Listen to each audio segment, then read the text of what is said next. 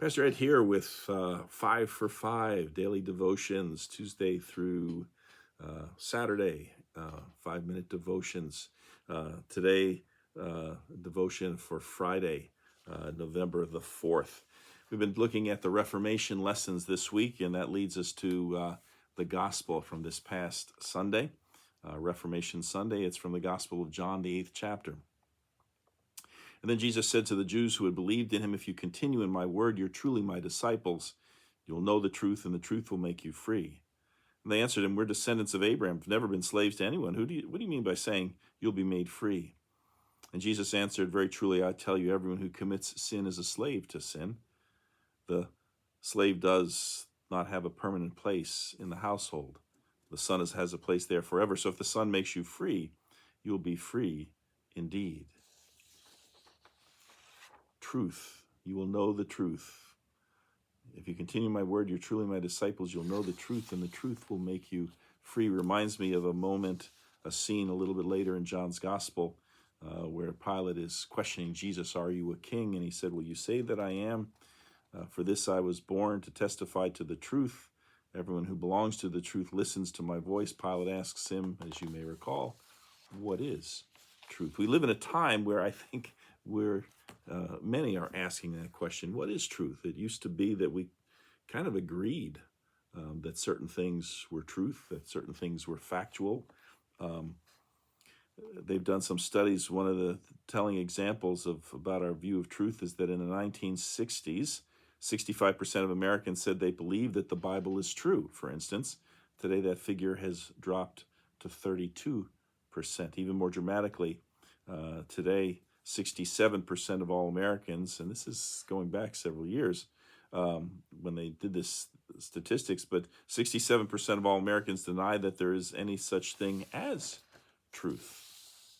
In fact, in a 2002 survey by the Barna Group, they found that adults, by a 3-to-1 margin, believe that truth is relative to each individual person and his or her circumstances, as opposed to the concept of absolute truth. I remember that shortly after the Republican convention back in 2016, a former congressman appeared and stated that feelings were more important than truth.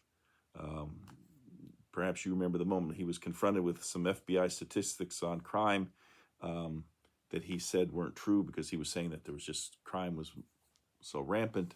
And when confronted with the actual statistics about crime, he said, "I guarantee you that people don't feel that way." We live in a time where feelings seem to be more important.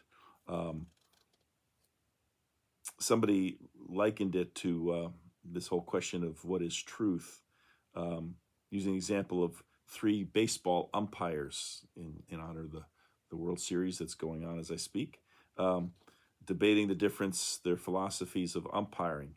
The first one says, "There's balls and there's strikes, and I call them the way they are." "No," said the second umpire, "that's arrogant. There's balls and strikes, and I call them the way I see them." "Well, that's no better," says the third. "Why beat around the bush? Why not be realistic about what we do? There's balls and strikes, and they ain't nothing until I call them." So the first umpire represents the traditional view of truth that's objective, independent of the mind of the knower. The second umpire speaks for what some might call moderate relativism, truth as each person sees it, according to their perspective and interpretation. And the third umpire bluntly expresses the radically relativist or postmodern, that truth is not there to be discovered, is for each of one of us to create for ourselves. Jesus talks about truth. We live in a time, a post-truth, kind of post-factual time. And Jesus reminds us that the truth will set us free. The truth, of course, that he's speaking about is who he was and what he came to do. There's an old Peanuts cartoon where Lucy and Linus are looking out the window at a steady downpour of rain, and Lucy says, "Boy, look at that rain. What if it floods the whole world?" "It'll never do that," said Linus. In the 9th chapter of Genesis, God promised Noah that that would never happen again, and that the sign of that promise is the rainbow. Well, you've taken a great load off my mind, said Lucy with a relieved smile. And Linus responded, sound theology has a way of doing that. Sound theology.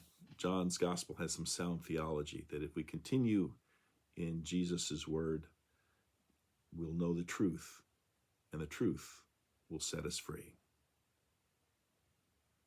Well, got one more day, and we'll see you then tomorrow on Saturday for our last 5 for 5 this week. Till then, take care. Bye.